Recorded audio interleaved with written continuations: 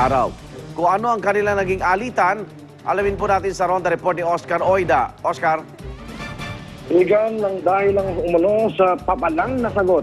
Patay ang taxi driver na si Vicente Taroy matapos pinatagayin sa labas lamang ng isang convenience store sa may EDSA kanto ng Quezon Avenue. Nakikipag-inuman umano ang biktima sa likuran ng convenience store nang lapitan sila ng suspect. Isang barak umano sa lugar ang nahanap nito. Sinagot naman siya ng biktima, yun nga lang tila di raw nagustuhan ng suspect ang tono nito. Medyo pagulang daw kasi ang sagot ng biktima. Sa puntong ito, tila napito na raw ang suspect. Walang habas na tinataga ang biktima na nakatakbo pa ng bahagya bago lumagapak sa kanyang kamatayan sa tapat mismo ng convenience store.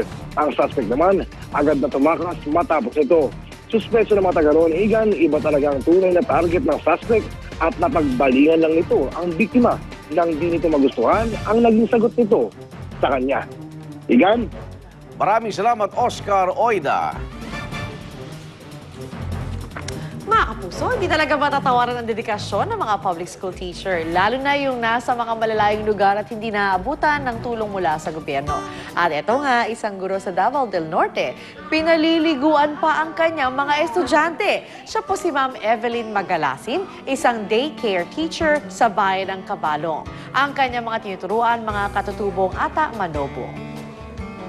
Kapag napapansin raw kasi ng Teacher Evelyn na hindi naligo ang ilan sa kanya mga mag-aaral, siya na mismo ang magpapaligo sa mga ito.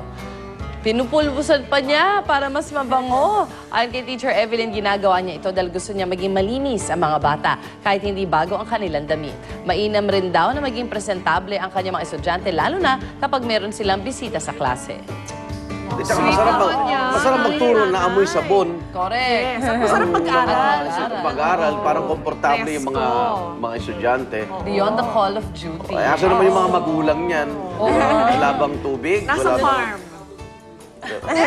Probinsya. Usually, little acts of kindness ngayon sa mga bata, di ba? Kunyari, yung mga walang sapatos, bigay ka lang. Ay, ayan nga, di ba? Magtayo ka lang ng isang liguan dyan kasi ang dami talagang madudungis na bata sa kanya. Totoo lang. Sa totoo lang. Ang swerte nun ay yung mga magulang. Usually, di ba, pag uwi ng mga bata, amoy galing sa school. Amoy araw. Amoy araw. Baliktad. Amoy powder. Amoy powder.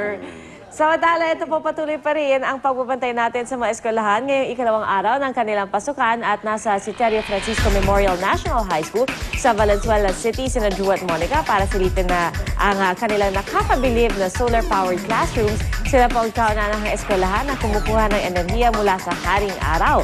At nakakabili po yan, di ba? At mamaya papakita natin ang technology sa likod po niyan. Habang si Susan naman, pampalamig na serbisyong totoo ang ihatid dyan po sa Kaan National High School sa Las Piñas City. Wow, abangan niyo po yan mamaya. Pero unahin na po natin si Susan sa Kaan National High School sa Las Piñas. Meron siyang inihandang regalo para sa kanila. Good morning, Susan! Ano yung inyong regalo?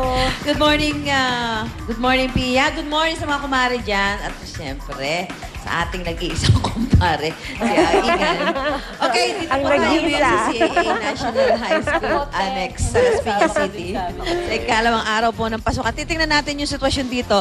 Ito isa sa mga public school at alam nyo ba kung kahapon, yung mga nakita natin 60 hanggang 70 ang estudyante sa bawat klase. Eba dito ay umaabot sa 87 per class. So titingnan ho natin mamaya kung ano ba yung kalagayan ng mga estudyante dito. Sa ngayon, nagtitipon-tipon na yung mga estudyante para ho sa kanilang flag raising ceremony alas 6 yan ng umaga. Kaya lang, ayaw pa silang pumila at dito sila nakatingin lahat.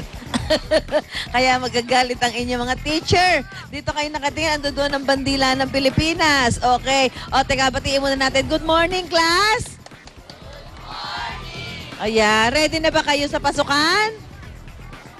Talagang mukhang marami pang hindi nakapaligo dito.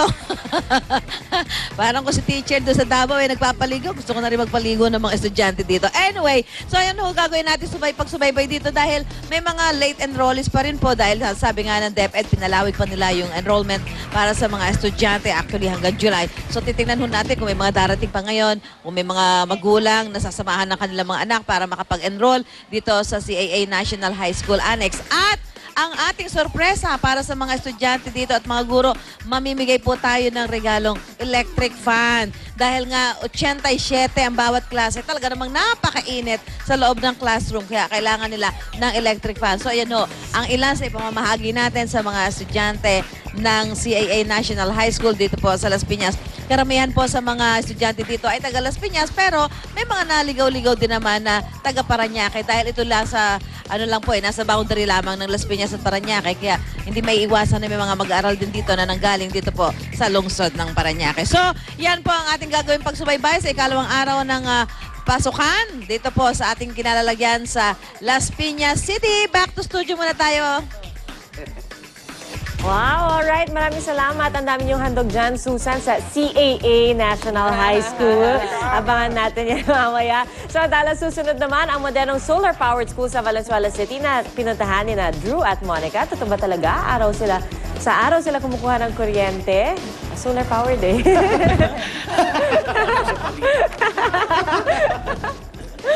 Tama ka dyan.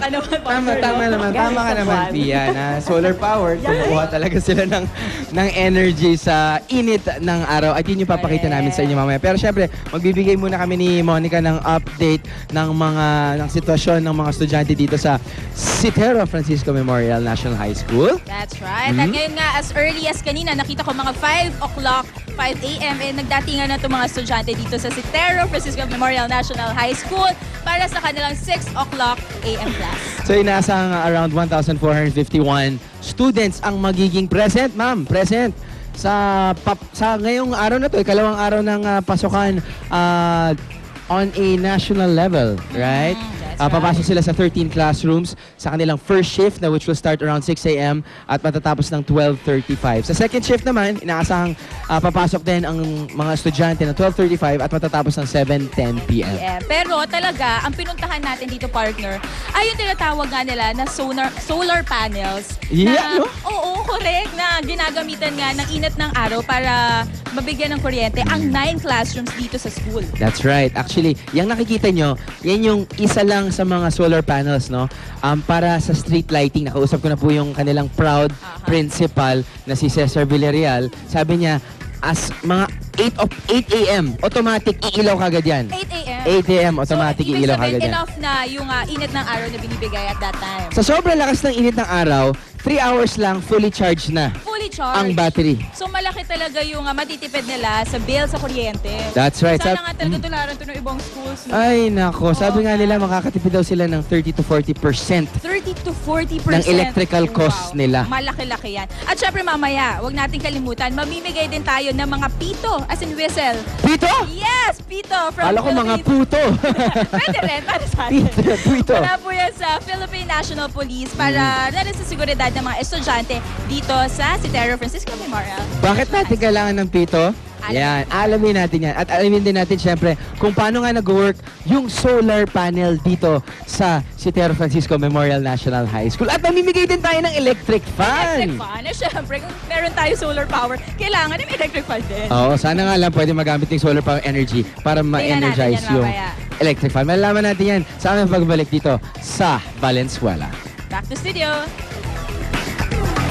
Alright, maraming salamat, Drew and Monica.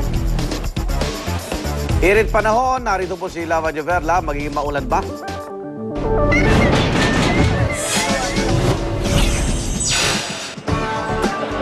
Maligayang araw, Igan, at sa ating mga kasama dyan sa studio. At syempre sa ating mga kapuso na at mga estudyante na nag-aabang kung magkakaroon ba ng pag-ulan ngayong araw. Syempre tuloy-tuloy pa rin po, lalo na sa hapon at sa gabi. Pero meron pong mararanasang intertropical convergence zone sa Mindanao. Ito po yung hangin mula po sa northern at southern hemisphere na nagsasalubong po sa equator na nagdadala po ng ulap at ulan. Kaya naman po ang Mindanao magiging maulap na may kalat-kalat na ulan, pagkidlat at pagkulog. Sa Luzon at Visayas naman, medyo swerte-swerte kayo dyan ng konti dahil meron pa